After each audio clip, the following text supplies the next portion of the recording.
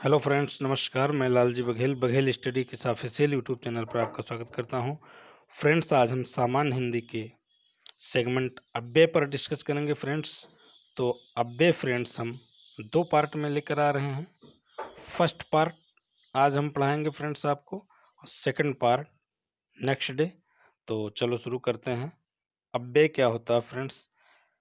अव्यय ऐसे शब्द जिनमें लिंग, वचन, पुरुष, कारक आदि के कारण। अव्यय में फ्रेंड्स क्या होता है? लिंग, वचन, पुरुष, कारक आदि के कारण कोई विकार नहीं आता है, उसे अव्यय कहते हैं। अर्थात लिंग, वचन, पुरुष, कारक आदि का उस पर प्रभाव नहीं पड़ता, उसको हम लोग अव्यय कहते हैं। जैसे हम लोग कुछ उदाहरण देख लेते हैं। जैसे, जब मैं जाऊंगा तब वह आएगा, वहाँ वह कहाँ गया था। मिस्टेक हो गया है, इसको हम लोग वह बना लें। वह कहाँ गया था, मैं भी आपके साथ जाऊंगा। तो फ्रेंड्स, यहाँ अव्यय के रूप में अगर देखा जाए, जब, कहाँ और भी, ये हमारे अव्यय हुए। तो बॉक्स में लिखे शब्द जो हैं अव्यय हैं, यहाँ डिनोट कर दिया गया है। तो अव्यय जैसे जो, तो, फिर भी, जब, कहाँ, ये क्या है? हमारे अव्यय हैं। अव्यय कितने प्रकार के होते हैं हम लोग काइंड्स पे डिस्कस कर लेते हैं, तब हमें समझ में आ जाएगा कि अव्यय कितने प्रकार के होते हैं फ्रेंड्स। अव्यय मुख्यतः चार प्रकार के होते हैं: क्रिया विशेषण, संबंध बोधक, समुच्चय बोधक और विस्मयार्थ बोधक। अब हम एक एक करके चारों प्रकार का डिस्कस करेंगे फ्रेंड्स। तो देखते हैं। अव्यय आपका पूरा हिंदी का सेगमेंट का स्पष्ट हो जाएगा, और अव्यय हमारे यूपी ट्रिपल एससी के सिलेबस में ऐड है फ्रेंड्स। कोई भी परीक्षा, चाहे लेखपाल का हो, बीडीओ का हो, सहायक सांख्यिकी अधिकारी का हो, या सहायक लेखाकार का हो, किसी भी परीक्षा आपको अगर मतलब देनी है, यूपी ट्रिपल एससी की परीक्षा देनी है, तो अव्यय आपसे 1-2 क्वेश्चन, 3 क्वेश्चन जरूर पूछ लिए जाते हैं। तो यूपी ट्रिपल एससी के सिलेबस को हम अकॉर्डिंग आपको पढ़ा रहे हैं।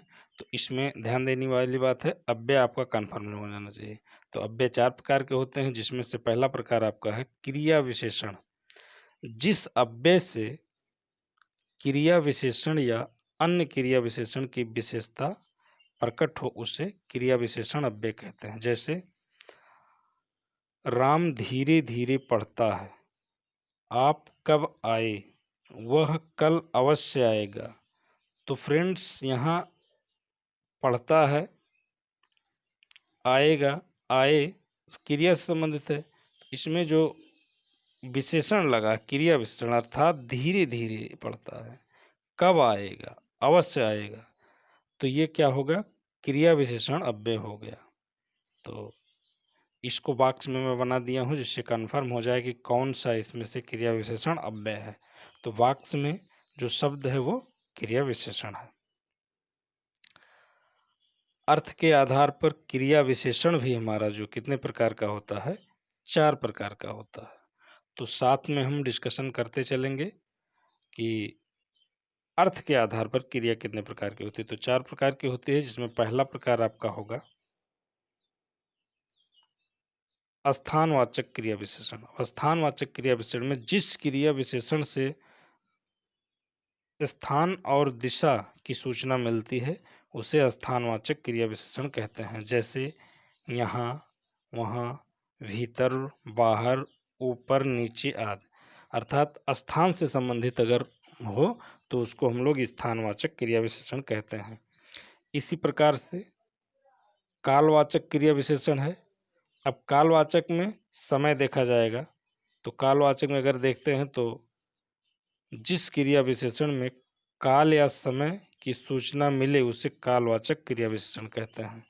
अब जैसे आज, कब, अब, निरंतर या अभी, ये टाइम से रिलेटेड है। इसके पहले हम स्थानवाचक क्रिया विशेषण देखे थे, तो कब, कहाँ, जहाँ, वहाँ, ये सब देखते हैं, स्थान हो गया। अब सेकंड आप देख रहे हैं कालवाचक क्रिया विशेषण में जिस क्रिया विशेषण में काल या समय की सूचना मिलते हैं, अर्थात जैसे आज, कब, अब, निरंतर, अभी, यहाँ टाइम से रिलेशन है, तो ये हमारा क्या हो जाएगा, कालवाचक क्रिया विशेषण कहलाएगा। इसी प्रकार से नेक्स्ट देखते हैं परिमाणवाचक क्रिया विशेषण। अब परिमाणवाचक क्रिया विशेषण में क्या होता है, जिस क्रिया विशेषण से परिमाण का बोध है होता है तो उसे परिमाणवाचक क्रिया विशेषण कहते हैं। यहाँ 5 प्रकार परिमाणवाचक दिखाया गया है। तो परिमाणवाचक में देख लें, जैसे अधिकता बोधक, मतलब परिमाण में होता है, क्वांटिटी देखा जाता है, अधिक, कम, ज़्यादा ये सब देखा जाता है। तो जैसे पहला अधिकता बोधक में अधिक हो गया, खूब हो गया, बहुत हो गया, अतिशय हो गया। न्यूनता बोधक में देखते हैं थोड़ा, जरा, किंचित, कुछ, अर्थात किसी वस्तु को अगर हम लोग बोलेंगे कि ये कुछ टमाटर ले आओ, या जरा रुको मैं ये काम कर लेता हूँ, ये काम करता किंचित इतना कर लो, या कुछ थोड़ा लगाते हैं तो उसको हम लोग न्यूनता बोधक कहते हैं। सेम इसी प्रकार से अगर देखते हैं तो पर्याप्त बोधक में क्या होता है, बस, केवल, यथेक, यथेष्ट या काफ़ी, मतलब चलो जाने दो इतना काफ़ी है, या बस करो बहुत हो गया, या केवल, यथेष्ट, ये हमारा क्या है, पर्याप्त बोधक अव्यय होते हैं। तुलना बोधक जितना, कितना, कम, उतना, जैसे लोग बोलते हैं कि इतना पानी ले आए, कितना खाना खा जाओगे, ये कम है, वो काम उतना करना, इतना मत करना, तो ये क्या हो जाएगा, तुलना बोधक हो जाएगा। अब श्रेणी बोधक है बारी बारी, तिल तिल, थोड़ा थोड़ा, जैसे कहते हैं वो व्यक्ति तिल तिल मर रहा है, या आप लोग बारी बारी से अंदर आओ, तो ये क्या होता है, श्रेणी बोधक हो जाएगा फ्रेंड्स। नेक्स्ट नंबर जो 4th नंबर का आपका अव्यय है वो हो जाएगा रीतिवाचक क्रिया विशेषण। अब रीतिवाचक में जो है जिस क्रिया विशेषण से निश्चय, अनिश्चय, कारण निषेध आदि का बोध हो उसे रीतिवाचक क्रिया विशेषण कहते हैं। जैसे ऐसे, वैसे, अवश्य, कदाचित, इसलिए, हाँ, ठीक, ये सब क्या है, रीतिवाचक क्रिया विशेषण है। तो फ्रेंड्स अव्यय में जो है इतने हो गए। अब सेकंड देखते हैं, सेकंड नंबर संबंध बोधक अव्यय। अब संबंध बोधक अव्यय क्या है, जिस अव्यय से दो पदों के बीच परस्पर संबंध सूचित हो उसे संबंध बोधक अव्यय कहते हैं। जैसे क्वेश्चन के तौर पर हम देखते हैं, वह दिन भर घूमता रहा, कृष्ण के साथ राधा का नाम पूज्य है, मैं विद्यालय तक गया था। तो यहाँ संबंध बोधक अव्यय को निकालता है। जैसे अगर हम देख लेते हैं, वह दिन भर घूमता रहा, अर्थात किसको, वह, उस पर ध्यान दिया गया है। तो अव्यय से यहाँ दो पदों के बीच परस्पर संबंध सूचित हो रहा है। से वह व्यक्ति दिन भर घूमता रहा, कृष्ण के साथ, अर्थात कृष्ण के साथ राधा का नाम भी पूज्य है, मैं विद्यालय तक गया। तो ये हो गया आपका संबंध बोधक अव्यय। अर्थ के आधार पर, अर्थ के अनुसार संबंध बोधक के निम्न भेद होते हैं। तो देख लेते हैं संबंध बोधक में कितने भेद होते हैं। तो पहला देखते हैं स्थानवाचक, तो बाहर, भीतर, बीच, ऊपर, नीचे। कालवाचक देखते हैं पहले, बाद, आगे, पीछे। दिशावाचक है निकट, पास, समीप और सामने।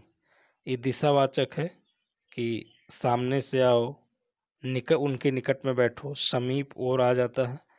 अब साधनवाचक में है द्वारा, जरिए, सहारे या मार्फत। हमारा फला व्यक्ति के मार्फत काम हुआ, तो ये क्या हो जाएगा, साधनवाचक में आ जाएंगे। अब विरोधवाचक में उल्टे, विरुद्ध, प्रतिकूल। व्यतिरेकवाचक में सिवा, अलावा, बिना, वगैरह आदि के अंतर्गत आते हैं। सेम इसी तरह उद्देश्यवाचक है लिए, वास्ते, हेतु, निमित्त। सहचरवाचक है समेत, संग, साथ, सहित।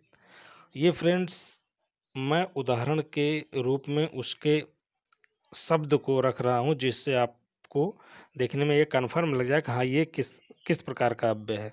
इसमें से कोई भी आपसे पूछा जा सकता है। विषयवाचक में संबंध, विनय, बाबत या लेख। संग्रहवाचक में लगभग, भर, मात्र, समेत। विनिमयवाचक में बदले, एवज, स्थान पर, जगह। सादृश्यवाचक में समान, तरह, योग, तुल्य, नाई। तुलनावाचक में अगर देखा जाए तो आपका अपेक्षा, समक्ष, समान। जैसे उस व्यक्ति के अपेक्षा अगला व्यक्ति ज़्यादा अच्छा होगा, ये तुलनावाचक अव्यय हो गया। कारणवाचक में आ गया आपका कारण, परेशानी या मोह, ये कारणवाचक में आ गया फ्रेंड्स। तो ये हमारा फ्रेंड्स अव्यय का फर्स्ट पार्ट था। सेकंड पार्ट हम आपको नेक्स्ट डे लेकर मिलेंगे फ्रेंड्स। तो ये अव्यय का सेगमेंट आपको कैसे लगा फ्रेंड्स, कमेंट सेक्शन में ज़रूर लिखिएगा। और बघेल स्टडी चैनल को अगर आप अब तक सब्सक्राइब नहीं किए हैं तो सब्सक्राइब करना ना भूलें फ्रेंड्स। मिलते हैं नेक्स्ट वीडियो में फ्रेंड्स, तब तक के लिए नमस्कार।